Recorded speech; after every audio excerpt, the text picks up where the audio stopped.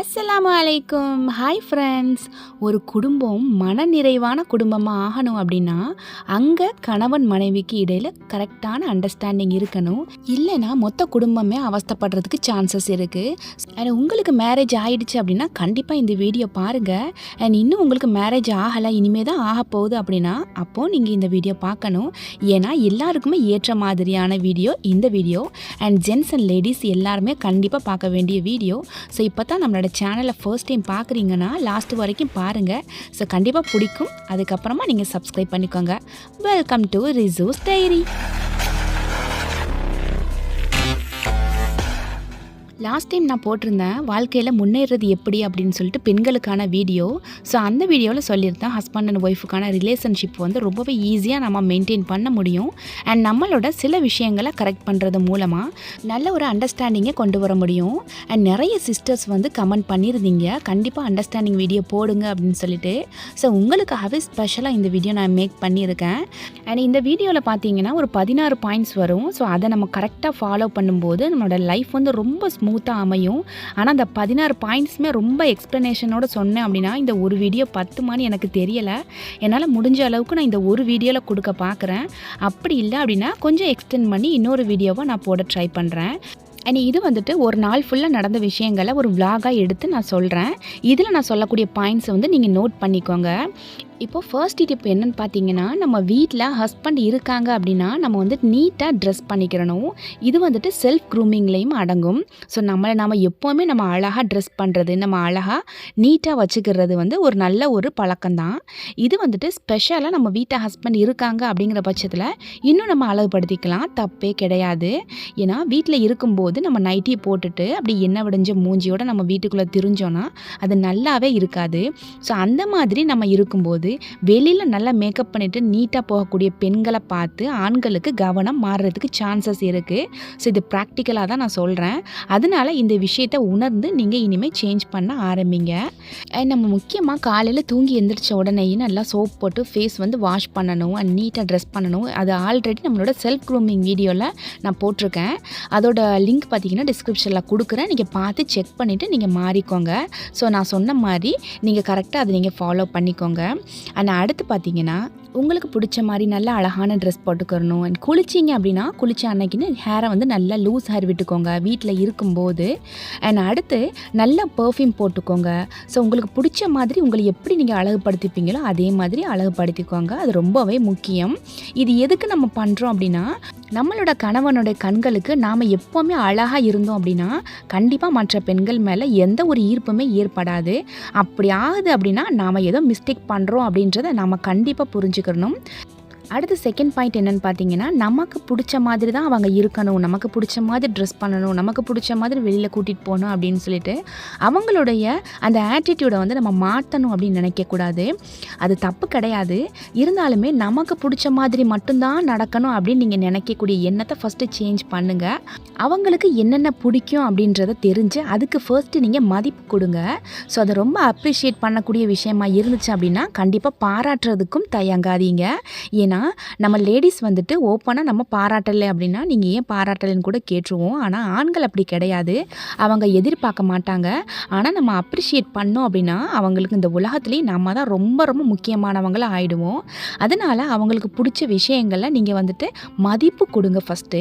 So இந்த மாதிரி நீங்கள் அவங்களுக்கு பிடிச்ச விஷயங்களுக்கு மதிப்பு கொடுக்கும்போது நாளாக ஆட்டோமேட்டிக்காக உங்களுக்கு பிடிச்ச விஷயங்களுக்கு அவங்க மதிப்பு கொடுப்பாங்க.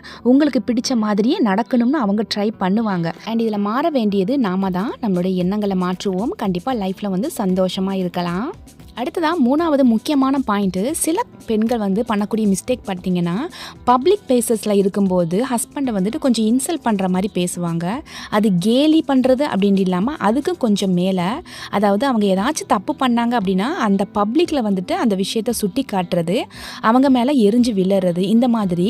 ஸோ அவங்க தப்பு பண்ணிட்டாங்க அப்படின்னா 4 செவத்துக்குள்ளே நீங்கள் என்ன வேணாலும் அவங்க நீங்கள் திட்டிக்கோங்க. ஆனால் வெளியில் அடுத்தவங்க முன்னாடி கண்டிப்பாக கணவனுக்கு மதிப்பு கொடுக்கணும். ஏன்னா நம்மளுடைய கணவன் அப்படின்றது நம்மில் பாதி தான். ஸோ நம்மில் பாதி அப்படின்னு நினைக்கும் போது கண்டிப்பாக அவங்கள இன்சல்ட் பண்ணவோ அடுத்தவங்க முன்னாடி கேவலமாக பேசுகிறதோ அந்த ஒரு எண்ணமே நமக்கு வரவே வராது. ஸோ இதுலேயும் மாற்ற வேண்டியது நம்மளுடைய எண்ணங்களை தான். ஸோ நம்மளுடைய எண்ணங்களை சேஞ்ச் பண்ணால் கண்டிப்பாக சக்ஸஸ்ஃபுல் தான். அடுத்ததாக 4வது டிப்ஸ் என்னென்னு பார்த்துடலாம். இப்போ ஹஸ்பண்ட் வந்துட்டு கோவமாக இருக்காங்க அப்படின்னா அவங்க கோவமாக இருக்கக்கூடிய நேரத்தில் நீங்கள் வந்துட்டு ரொம்ப பேசி முயற்சி பண்ணாதீங்க. ஏன்னா நார்மலாகவே ஆண்களுடைய குணம் என்னன்னு பார்த்தீங்கன்னா கோவமாக இருக்கும்போது நீங்கள் என்னதான் நீங்கள் போய் ப்ரூவ் பண்ண நினச்சாலுமே அவங்க அதை ஏற்றுக்கவே மாட்டாங்க. ஸோ அந்த டைமில் நீங்கள் கொஞ்சம் அமைதியாக இருங்க. அவங்களுக்கு மேலே உங்களோட குரலை உயர்த்தி நீங்கள் பேசும்போது இன்னும் கோவம் ஜாஸ்தி தான் ஆகும் ஆண்களுக்கு. இது வந்து ப்ராக்டிக்கலாகவே உள்ள விஷயம்தான். இயற்கையாகவே இறைவனுடைய படைப்பு அந்த மாதிரி இருக்குது. ஸோ நாம் கொஞ்சம் அட்ஜஸ்ட் பண்ணிவிட்டு நம்ம மேலே தப்பு இல்லை அவங்க மேலே தான் தப்பாக இருக்குது அப்படின்னாலுமே நீங்கள் எதுவுமே பேசாதீங்க.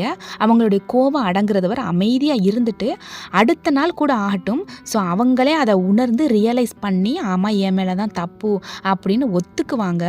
இதில் நீங்கள் பண்ண வேண்டியது எதுவுமே இல்லை. நீங்கள் அமைதியாக வாயை மூடிட்டு இருக்கிறது மட்டும்தான். ஸோ நிறைய விஷயங்களில் பெண்கள் அமைதியாக இருக்கும்போது அந்த நேரங்களில் இருக்கக்கூடிய பிரச்சனை வந்து பாதியாக குறைஞ்சிடும். இதில் என்ன மிஸ்டேக்னா நமக்கு அந்த டைமில் அமைதியாக இருக்கவே முடியாது. நம்ம ஏதாச்சும் காய்ச்சி பூச்சின்னு கத்துவோம். அந்த டைமில் நம்மளை வந்து நம்ம நிரூபிக்கணும் அப்படின்றதுக்காக நம்ம ரொம்ப போராடுவோம். ஆனால் அந்த டைமில் நம்ம தோற்று போயிடுவோம். ஏன்னா ஆண்களை வந்து அதை ஏற்றுக்க மாட்டாங்க. ஆனால் அவங்கள கொஞ்சம் ஃப்ரீயாக விட்டுட்டிங்க அப்படின்னா அவங்க அதை ரியலைஸ் பண்ணிவிட்டு கண்டிப்பாக நம்மளை வந்து புரிஞ்சுப்பாங்க. ஸோ இந்த நேரத்தில் நம்ம மாற்ற வேண்டியது நம்மளை தான். ஸோ பிரச்சனையாக இருக்கும்போது அமைதியாக இருங்க. அவங்க கோவமாக பேசும்போது நீங்கள் எதிர்த்தே பேசாதீங்க. நீங்கள் கம்முன்னு இருங்க. இதை பார்த்துட்டு கூட நிறைய பேர் நினைக்கலாம், ஏன் பெண்கள் தான் அடிமையாக அடங்கி போகணுமா, ஆண்கள் வந்து அடங்க மாட்டாங்களா, நாங்கள் வந்து ஆண்களுக்கு சமம் அப்படின்ற மாதிரி நினைப்பீங்க. ஆனால் இயற்கையாகவே இறைவனுடைய படைப்பில் பெண்களுக்கும் ஆண்களுக்கும் நிறையவே வித்தியாசம் இருக்குது. அந்த மூளை திறன் கூட நிறையவே வித்தியாசம் இருக்குது. ஏன்னா பெண்களுக்கு வந்து ஒரே நேரத்தில் பல வேலைகள் செய்யக்கூடிய அளவுக்கு மூளையில் அந்த ஒரு செயல்பாடு இருக்குது. ஆனால் ஆண்களால் ஒரே நேரத்தில் ஒரு வேலை மட்டும்தான் செய்ய முடியும். கான்சன்ட்ரேஷன் வந்து ஒரு வேலையில் மட்டும்தான் போகும். ஸோ இதிலையே நம்ம புரிஞ்சுக்கலாம் இறைவனுடைய படைப்பு வித்தியாசமானது. ஆனால் அந்த அட்ஜஸ்ட் பண்ணக்கூடிய குணம் வந்து நமக்கு இருந்துச்சு அப்படின்னாலே நம்மளுடைய வாழ்க்கை வந்து ரொம்ப பசுமையாக மாறிடும். அடுத்ததாக 5வது டிப்ஸ் என்னென்னு பார்த்துடலாம்.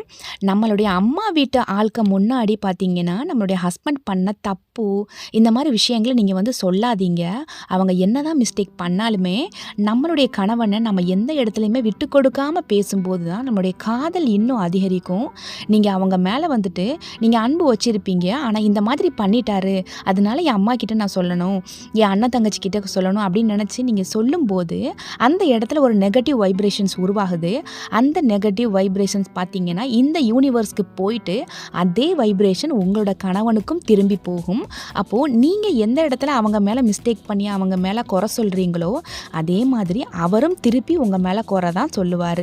அதனால் அவர் என்ன தப்பு பண்ணாலுமே நீங்கள் அவரை வந்து 4 சுவத்துக்குள்ளே கண்டிச்சுக்கோங்க. அடுத்தவங்க கிட்ட அதை வந்து இன்ஃபார்ம் பண்ணாதீங்க. முக்கியமாக நம்ம அம்மா வீட்டு ஆளுக்கு முன்னாடி கண்டிப்பாக கணவனை வந்து உயர்த்தி தான் பேசணும். அவர் தப்பு பண்ணுறவராகவே இருக்கட்டும், எந்த மிஸ்டேக் பண்ணாலுமே சரி அம்மா வீட்டு முன்னாடி நம்ம விட்டு கொடுக்கவே கூடாது. ஏன்னா அந்த மாதிரி நம்ம விட்டு கொடுக்காம பேசும்போது நம்மளுடைய அம்மா வீட்டிலே நம்ம என்ன நினைப்பாங்க, சரி நம்மளுடைய பொண்ணு நல்லா சந்தோஷமாக வாழ்கிறா, ஹாப்பியாக வாழ்கிறா அப்படின்னு நினச்சி அவங்க மனசு சந்தோஷம் அடைவாங்க. நம்ம இதை பற்றி நம்மளுடைய அம்மாட்ட போய் நம்ம அதை குறையாக சொல்லும்போது தான் அவங்களோட மனசுலையும் நம்ம கணவன் மேலே வெறுப்பு வர ஆரம்பிக்குது. ஸோ இந்த தப்பு நீங்கள் பண்ணாதீங்க. ஏன்னா என்னுடைய கணவன் என்னில் பாதி அப்படின்னு நினைக்கக்கூடிய எந்த பெண்ணும் இந்த தப்பை பண்ண மாட்டா. ஸோ இது வரைக்கும் நீங்கள் இந்த தப்பை பண்ணீங்கன்னா இனிமேல் பண்ணாதீங்க. அடுத்ததாக 6வது பாயிண்ட் என்னென்னு பார்த்துடலாம். முக்கியமான பாயிண்ட்டு, நிறைய வீட்டில் நடக்கக்கூடியது. சின்ன சின்ன சண்டை நடக்கும் ஹஸ்பண்ட் அண்ட் ஒய்ஃபுக்குள்ளே. ஆனால் அந்த சண்டை முடிஞ்சிட்டு கொஞ்சம் சமாதானம் ஆயிட்டாங்க அப்படின்னா திரும்ப பழையபடி அந்த சண்டை ஏன் வந்துச்சு, ஏன் இந்த மாதிரி பண்ணீங்க, இல்லை எனக்கு உண்மை தெரிஞ்சே ஆகணும், நீங்கள் ஏன் இந்த மாதிரி பண்ணீங்க, உங்கள் மேலே தான் தப்பு, நீங்கள் ஒத்துக்கறணும் அப்படின்ற மாதிரி பெண்கள் வந்து பழைய விஷயங்கள திரும்ப திரும்ப பேசி, பழைய விஷயங்கள பேசி, பேசி, பேசி இன்னும் இரிட்டேட் பண்ணிருவாங்க. ஆனா, ஆண்களுடைய குணம் பார்த்தீங்கன்னா, அந்த பழைய விஷயத்த பத்தி பேசக்கூடாது. "அத பத்தி பேசாத" அப்படின்னு சொல்லிருவாங்க. ஸோ, நீங்க அதுக்கப்புறம் அத பத்தி பேசாதீங்க. இப்போ இந்த நிமிஷம் நம்ம சந்தோஷமா வாழ்றோமா, அத மட்டும் நினைங்க. ஏற்கனவே பண்ண தப்ப நீங்க குத்தி காட்டுறது, சுட்டி காட்டுறது, "ஏன் இந்த மாரி பிரச்சனை நடந்துச்சு? இல்ல நீங்க சண்டையா இருக்கும்போது, நீங்க ஏன் இந்த மாதிரி வார்த்தைய விட்டீங்க?"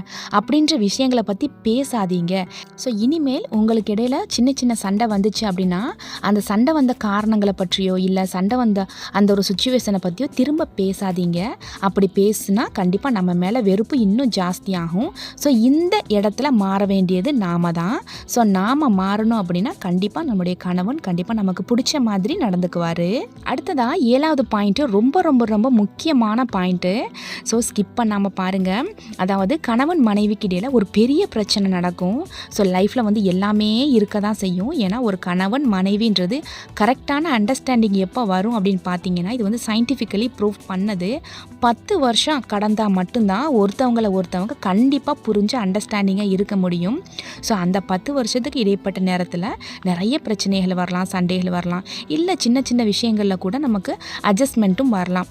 ஸோ, அந்த மாதிரி ஏதாச்சும் நமக்கு பெரிய ஒரு சண்டை வந்துடுச்சு அப்படின்னா, அந்த பிரச்சனையிலேருந்து மீண்டு வந்து கணவர் நம்மளோட சேர்ந்து வாழக்கூடிய அந்த சுச்சுவேஷனில் நீங்கள் பழைய விஷயங்களை பற்றி பேசாதீங்க. நீங்கள் அப்படி பண்ணவர் தானே, இப்படி பண்ணவர் தானே அப்படின்னு சொல்லிட்டு அவங்கள அப்படியே குத்தி காட்டுற மாதிரி பேசாதீங்க. அவர் பழைய விஷயங்களை மறந்துட்டு தன் தவறை உணர்ந்து உங்ககிட்ட சேர்ந்து வாழக்கூடிய அந்த தருணத்தில் கண்டிப்பாக நீங்கள் பழைய விஷயத்தை பற்றி பேசாதீங்க. அது எவ்வளோ பெரிய தவறாக இருந்தாலுமே பரவாயில்லை. அவங்க தன்னுடைய தவறை உணர்ந்து உங்ககிட்ட வந்துட்டாங்கன்னா தயவு செஞ்சு திரும்ப திரும்ப நீங்கள் அதை பேசாதீங்க. ஏன்னா ஒரு தப்பை உணர்ந்து நம்மக்கிட்ட வரும்போது அவங்க ஒரு குழந்தை மாதிரி நம்ம திரும்ப அந்த தவறை பற்றி பேசும்போது, குத்தி காட்டும்போது அவங்க மனசு அவ்வளோ வலிக்கும். அப்போது நம்ம ஏன் திரும்ப அந்த தவறை பண்ணக்கூடாதுங்கிற எண்ணம் ஏற்படுறதுக்கும் பெண் தான் காரணமாக ஆகிறா. ஸோ, இனிமேல் ஒரு பெரிய பிரச்சனை வந்து அவங்க அவங்களோட சேர்ந்து வாழ்ந்தாங்க அப்படின்னா தயவு செஞ்சு நீங்கள் பழைய பற்றி பேசாதீங்க, பழைய விஷயத்தை பற்றி பேசாதீங்க. இது ரொம்ப ரொம்ப முக்கியம். நிறைய பெண்கள் இந்த விஷயத்தை கேட்குறதே கிடையாது. என்னோடய லைஃப் கோச்சிங்லேயுமே நிறைய ஸ்டூடெண்ட்ஸ்க்கு இந்த விஷயத்தை நான் சொல்கிறேன். ஸோ, கண்டிப்பாக நீங்களும் ஃபாலோ பண்ணுவீங்கன்ற நம்பிக்கையில் நான் சொல்கிறேன். அண்ட் அந்த மாதிரி நீங்கள் குத்தி காட்டாமல் நீங்கள் அந்த சமயத்தில் அவங்க மேலே ரொம்ப நீங்கள் அன்பாக நீங்கள் நடந்துக்கோங்களேன். அப்புறம் பாருங்கள், அவங்க நினைப்பாங்க நம்ம இவ்வளோ தப்பு பண்ணியுமே நான் அந்த தப்பை பற்றியே பேசாமல் நம்ம மேலே இவ்வளோ அன்பாக இருக்கிற மனைவியை நம்ம இந்த மாதிரி தப்பு பண்ணிட்டோமே அப்படின்ற மாதிரி கண்டிப்பாக அவங்களுக்கு குற்ற உணர்ச்சி வரும். ஸோ, இது மூலமாக திரும்ப அந்த தப்பு பண்ணவே மாட்டார். அதனால கண்டிப்பாக நம்மளுடைய அன்பை ட்ரூவாக கொடுக்கணும். உண்மையான காதலை கொடுத்து பாருங்கள். கண்டிப்பாக வாழ்க்கை சந்தோஷமாக மாறும். அடுத்ததா 8வது பாயிண்ட்டு, கணவன் மனைவி 2 பேருமே வாரத்தில் ஒரு நாள் கண்டிப்பாக வெளியில் போகணும். வெளியில் போய் நல்லா சந்தோஷமாக என்ஜாய் பண்ணிவிட்டு நல்லா மனசு விட்டு பேசி சிரிச்சிட்டு வரணும். அது நீங்கள் வெளியில் எங்கே போனாலுமே சரி, உங்கள் வீட்டுக்கு பக்கத்தில் பார்க் இருந்துச்சு அப்படின்னா பார்க்குக்கு போங்க. இப்போ எங்கள் ஊர்லலாம் பார்த்தீங்கன்னா பீச் இருக்குது. ஸோ, அந்த மாதிரி பீச் இருக்குது அப்படின்னா நல்லா 2 பேர் நடந்து போங்க. நீங்கள் பைக்லேயோ கார்லேயோ போகிறத விட கொஞ்சம் வெளியில் நீங்கள் ஒன்றா நடந்து பாருங்கள். ஸோ, வெளியில் நடந்து போகும்போது நிறைய விஷயங்கள் மனசு விட்டு கணவன் மனைவிக்கு இடையில பேசுறதுக்கு சான்சஸ் அதிகம். ஸோ, அந்த மாதிரி டைமில் குழந்தைங்களை கூட்டிகிட்டு போயிட்டு கச்சா முச்சான்னு கத்திக்கிட்டு அவங்களோட டென்ஷன் ஆகாமல் குழந்தைங்களை வந்துட்டு வேறு எங்கேயாச்சும் அனுப்பிட்டு இல்லை ஸ்கூலுக்கு அனுப்பிட்டு நீங்கள் வந்துட்டு 2 பேர் மட்டும் தனியாக வெளியில் போங்க. இன்னுமே நடந்து போகிறது இன்னும் பெஸ்ட்டு. ஸோ, இந்த விஷயத்தை நீங்கள் வாரம் நீங்கள் ஃபாலோ பண்ணும்போது ஒருத்தருக்கு ஒருத்தர் வந்து நல்ல ஒரு அண்டர்ஸ்டாண்டிங் பண்ண முடியும். அவருக்கு என்ன பிடிக்கும், அவளுக்கு என்ன பிடிக்கும் அப்படின்றத நீங்களும் உங்களோட கணவனும் கண்டிப்பாக புரிஞ்சுப்பீங்க. சில பேர் வந்துட்டு வெளிநாட்டில் இருப்பாங்க ஹஸ்பண்ட். ஸோ, அவங்கெல்லாம் நாங்கள் என்ன பண்ணுறது அப்படின்னு நினைப்பீங்க. ஸோ, அந்த மாதிரி இருக்கக்கூடியவங்க வாரத்தில் ஒரு நாள் கண்டிப்பாக ஃபாரினில் வந்துட்டு லீவ் கொடுப்பாங்க. ஸோ, அந்த மாதிரி அவங்களுக்கு எப்போ லீவாக இருக்கோ அந்த அன்னைக்கு நீங்கள் உங்களுக்கு எவ்வளோ அதிகபட்சமாக உங்களால் ஃபோன் பேச முடியுமோ ஒரு 1 hour 2 hours நீங்கள் வந்து உங்கள் ஹஸ்பண்ட் கூட நல்லா ஃப்ரீயாக மனசு விட்டு ஃபோன் பேசுங்க. குழந்தைங்களோட எந்த டிஸ்டர்பன்ஸும் இல்லாமல் நல்லா மனசு விட்டு நீங்கள் ஃபோன் பேசும்போது அவங்களுக்கு நல்லா மைண்ட் ரிலாக்ஸ் ரிலாக்ஸாக இருக்கும், ஊரில் இருக்கிற மாதிரியே ஒரு ஃபீல் ஆகும். ஸோ நீங்கள் இங்கே நடக்கக்கூடிய விஷயங்கள், ஸோ நல்ல விஷயங்களை மட்டும் வெளிநாட்டில் இருக்கக்கூடிய கணவனுக்கு சொல்லுங்கள். மனசு கஷ்டப்படுற மாதிரியான விஷயங்கள், இல்லை ஏதாச்சும் பிரச்சனையாக இருக்குது, மாமியாரோட பிரச்சனை, நாத்தனாரோட பிரச்சனை அப்படின்னு சொல்லி இந்த மாதிரி விஷயங்கள் எல்லாம் சொல்லாதீங்க. இது வெளிநாட்டில் இருக்கக்கூடிய கணவனுக்கு மட்டும் இல்லை, பக்கத்தில் இருக்கக்கூடிய கணவனுக்குமே சரி. ஏன்னா இப்போ நான் பேச வந்தது நெக்ஸ்ட் பாயிண்ட்டுக்கு போயிட்டேன் அப்படின்னு நான் நினைக்கிறேன். ஸோ ஓகே, நான் சொல்லி முடிச்சிடுறேன். இப்போது இங்கே வீட்டில் என்ன பிரச்சனை நடந்தாலுமே சரி, அதை உடனே போய் கணவன் காதில் போய் சொல்லணும்னு நினைக்காதீங்க. ஏன்னா அவர் ஒர்க் டென்ஷனில் நிறைய விஷயங்கள் மைண்டுக்குள்ளே அப்படியே ஓடிட்டுருக்கும். வீட்டுக்கு வந்தால் தான் நிம்மதி அப்படின்னு நினைக்கக்கூடிய கணவன்கிட்ட வீட்டுக்கு வந்த உடனேயே எல்லா பிரச்சனையும் நம்ம சொல்லி நம்ம தீர்த்துறணும் அப்படின்னு நினச்சோம் அப்படின்னா நம்ம மேலே இன்னும் வெறுப்பு வரும். அப்புறம் வீட்டுக்கு வர்றதை நினச்சாலே அவருக்கு இரிட்டேட்டிங் ஆகிடும். ஸோ நம்ம ரொம்ப அமைதியாக அவர் ஒரு நல்ல மைண்ட் செட்டில் இருக்கும்போது அந்த பிரச்சனையானது சொல்லக்கூடிய விஷயமா இருந்தால் மட்டும் சொல்லுங்கள். இல்லை அப்படின்னா அவரால் தீர்த்து வைக்க முடியாத பிரச்சனையாக இருந்துச்சுன்னா சொல்ல வேணாம், நம்மளே கவனித்து நம்மளே பார்த்துப்போம், சரி ஓகே வேணாம் அப்படின்னு சொல்லிட்டு விட்டுருங்க. ஸோ இந்த மாதிரி நீங்கள் ஒவ்வொரு விஷயங்களையுமே கணவனுக்காக பார்த்து பார்த்து பார்த்து நீங்கள் பண்ணும்போது உங்கள் மேலே அவருக்கு இன்னும் காதல் அதிகரிச்சுக்கிட்டே தான் இருக்குமே தவிர கண்டிப்பாக குறையாது. ஸோ கணவனை குறை சொல்லாதீங்க. நம்ம மேலே உள்ள குறையை நம்ம திருத்திக்கிட்டோம் அப்படின்னா கண்டிப்பாக கணவன் நமக்கு பிடிச்ச மாதிரி நடந்து பாருன்றது 100% உறுதி தான். அடுத்ததான் 9வது பாயிண்ட்டு. ஸோ இந்த 9வது பாயிண்ட்டோட இந்த வீடியோ முடியும் அப்படின்னு நான் நினைக்கிறேன். ஏன்னா இன்னும் போச்சு அப்படின்னா வீடியோ ரொம்ப லென்த்தி ஆயிரும், அப்புறம் உங்களுக்கு போர் அடிச்சிடும். ஸோ நான் 9வது பாயிண்ட்டோட ஸ்டாப் பண்ணிக்கிறேன். ஸோ இப்போ என்னென்னா கணவனுக்கு பிடிச்ச மாதிரியான சமையலை பண்ணி கொடுங்க. அவருக்கு ரொம்ப பிடிக்கும் சில டிஷ்ஷஸ்லாம் பார்த்தீங்கன்னா, சில பேர் நல்லா பிரியாணி சாப்பிடுவாங்க, ஆனால் அவங்களோட ஏஜ் ஒரு 40+ இருக்கும். அந்த மாதிரி இருக்கும்போது அவங்களுக்கு பிடிச்ச மாதிரி பிரியாணி பண்ணி கொடுங்க, இல்லைன்னு சொல்லலை. அதே நேரத்தில் அவரோட ஹெல்த்தில் ரொம்ப நீங்கள் கரெக்டாக இருக்கணும். ஸோ பிரியாணி சாப்பிட்டாரு, ரொம்ப ஹெவியாக நான்வெஜ் சாப்பிட்டாரு அப்படின்னா உடனே அவருக்கு சூடாக வெந்நீர் கொடுக்கறது, இல்லைனா ஜீரகத்தை நல்லா கொதிக்க வச்சு 1/2 டம்ளர் ஆக்கி கொடுத்தோம் அப்படின்னா அந்த ஒரு ரொம்ப கொலஸ்ட்ரால் பிரச்சனை இல்லாமல் அவங்களுக்கு நார்மலாக ஆகிடும். ஸோ இந்த மாதிரி விஷயங்களை பார்த்து பார்த்து நம்ம பண்ணணும். ஏன்னா நம்ம கணவன் நல்லா இருந்தால் மட்டும்தான் நாம் நல்லா இருக்க முடியும். நாம் நல்லா இருந்தோம் அப்படின்னா தான் ஒரு கணவன் மனைவி சந்தோஷமாக இருந்தால் தான் அவங்களோட குழந்தைங்க ரொம்ப சந்தோஷமாக இருப்பாங்க. ஸோ இதை கண்டிப்பாக ஃபாலோ பண்ணி பாருங்கள். ஸோ நான் என்னுடைய கணவன் மேலே ரொம்ப அக்கறையாக தான் இருக்கேன், ஆனால் என் மேலே அன்பே காட்ட மாட்டாரு அப்படின்னு சில பேர் சொல்லுவீங்க.